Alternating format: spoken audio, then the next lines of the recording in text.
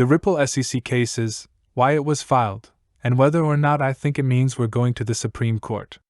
We just got a brand new filing in the Ripple SEC case that directly relates to this case going all the way to the Supreme Court. Many attorneys, including John D. and Jeremy Hogan, have been paying close attention to this filing's progress in the Supreme Court. Because this is so interesting, we're going to analyze their arguments in detail at the end of the clip. Also, I'd like to discuss some recent developments. We're about to make a big splash in the crypto market. There are 2 major happenings coming up next week. Things you won't want to miss, so stay tuned to the very end of the film to prove to yourself that you're not as oblivious to the video's ending as I am. If you enjoy the videos here and want to see more, your subscription would be greatly appreciated. If you like this, please click the like button. Next, scroll down to hit the subscribe button. These 3 easy additions to bell notifications will assist tremendously. This feed expands, and not just in theory. Mean a lot to me, and if you ever want to buy any XRP or the Flare token, my recommended exchange is said in the video's title. So without further ado, let's get into it, and I hope you all enjoy the content. To kick things off, I'd like to discuss a brand new file that Ripple just made to the Ripple SEC lawsuit, as so many people are following the case. As both parties have already filed their respective briefs, we do not anticipate any further filings in this matter. Their last briefs for summary judgment, so the entire case is now fully briefed and before the judge. As a result, no new documents were expected, and Ripple came as a surprise earlier today and added a fresh filing to this lawsuit. It pertains to the possibility of the case being heard by the Supreme Court.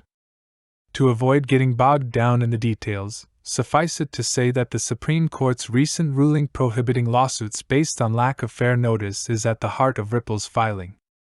If they didn't have a good grasp of the implications of their actions, was incorrect, and it is now clear how this relates to the SEC's lawsuit against Ripple on the grounds that the company should have understood this from the start of the company's existence.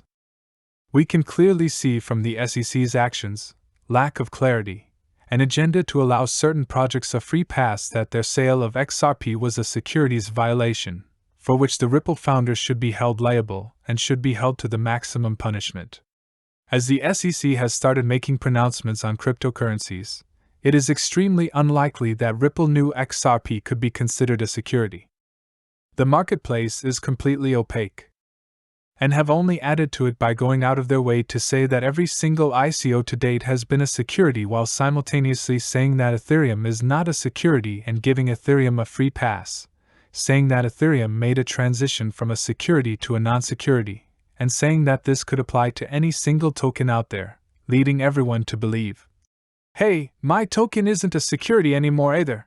And we've reached decentralization, we're jacked. We don't expect to be paid, but that's fine. In any case, the SEC has been very vocal about the fact that tokens are in fact securities. What we were discussing earlier was actually Ethereum. That's interesting, but it's possible it's not true. Now, and by the way, tokens used for making payments can also be securities. There is no one to turn to for help, and nobody around here has a clue. Allowable content, no one is sure what is forbidden.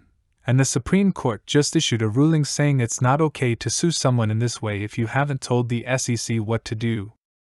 Can't be targeting players with statements like, the SEC is taking advantage of the glaring lack of clarity in the market and trying to punish people, so hey, you broke the law here. That's why the Supreme Court ruled it couldn't happen, and today it seems totally ludicrous. Ripple just filed a good case, Jeremy Hogan has commented, favoring it. The Supreme Court's ruling that ordinary individuals do not need formal notice before a trial gives the fair notice defense significant weight. We're both lost and could use some direction. And be familiar with the regulations and statutes. The SEC is currently operating in a bullish manner. They have noticed a lack of transparency in the cryptocurrency market and have issued a warning. We must clarify these issues before we are sued. Oh, great! Now we can say that the SEC should not be taking action because the Supreme Court just ruled that what they are doing is illegal. Just like a bully. I don't see the big deal here. Several people are claiming that this is the true import of the current events. So this is how Ripple finds out. The Supreme Court has agreed to hear this case.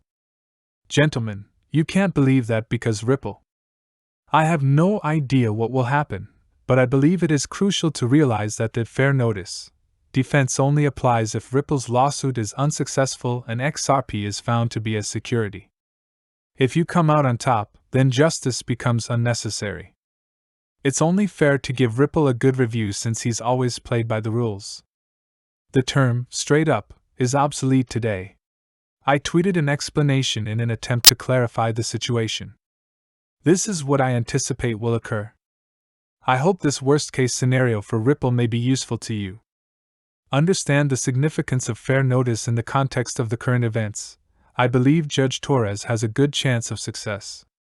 The secondary market does not consider XRP a security, and so must find that it does not at this time. I believe the decision has been made for us. Specifically with regards to John Deaton. This is a huge triumph for XRP. Ripple's sales of XRP or when they sold XRP in the past. Those sales should have been filed with the SEC, she can rule at the same time. And therein lies the danger for Ripple. Market for XRP second-hand, as I'm sure we can all agree, our XRP isn't a security officer, but it's possible that Judge Torres may rule that Ripple should have registered these sales as a securities violation and that the SEC is demanding a $2 billion fine. Possibility of a stock exchange. The fair notice defense would so apply, and Judge Torres would likely agree and say, "All right, you're correct. The SEC was vague about your status. Even if I agree that you should have been registering the tokens, what you did was still improper. In light of this, we agree to accept your defense of fairness and reduce your total obligation to $100 million from $2 billion. And that's basically all there is to the fair notice. Protecting yourself merely entails limiting the damage. Influences that cause reverberations if they are unsuccessful with the SEC. It will be because they failed to register their sales when they were required to do so. In my opinion, that's not going to happen any longer. A majority of Ripple's sales may be legal if Judge Torres rules that XRP is not a security, which I believe she will. Although Ripple's case is compelling, it must be borne in mind that Ripple. This in no way suggests they anticipate taking their case to the Supreme Court. It's a precaution for the worst-case scenario. Situation, which further proves that Ripple is always one step ahead of regulators at the SEC, who are currently perusing this case. So bad, not only are we failing miserably to prove that XRP is a security, but now, even if we do achieve a little win, Ripple is still going to be able to defend themselves and nullify much of our fine, and John D. has now chimed in on this. Was something I placed high value on, and he stresses the significance of Ripple's.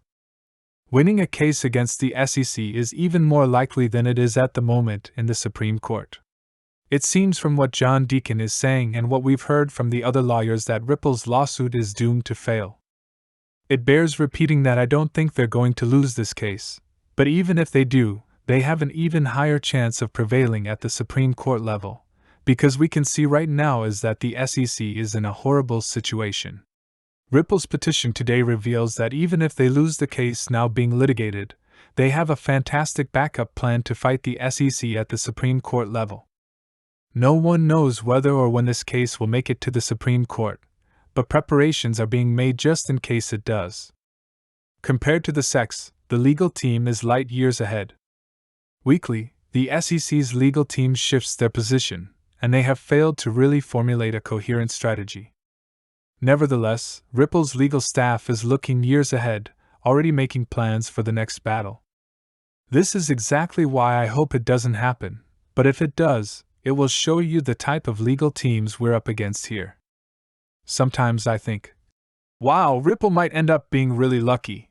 Because while the rest of the industry has been waiting for clarification in this matter for years, Ripple may end up getting what it deserves. Ripple has built a top-notch legal team, thus they should win their token definition case. As a precautionary measure to make sure they got a fair ruling. That I do not consider XRP to be a security. Once we wrap up this video, we'll discuss some upcoming events in the cryptocurrency industry that you should be aware of. First and foremost, on March 9th, there will be a Digital Assets Subcommittee hearing. This should be an interesting event, as it will bring together a wide range of CEOs and academics to discuss the pros and cons of digital assets before a congressional panel. Even if we don't learn anything significant from this hearing, at least the conversation has begun. The more of these preliminary hearings we complete, the closer we'll be to having Gary Gensler testify before Congress, which is where I expect things to really heat up. The first official steps toward.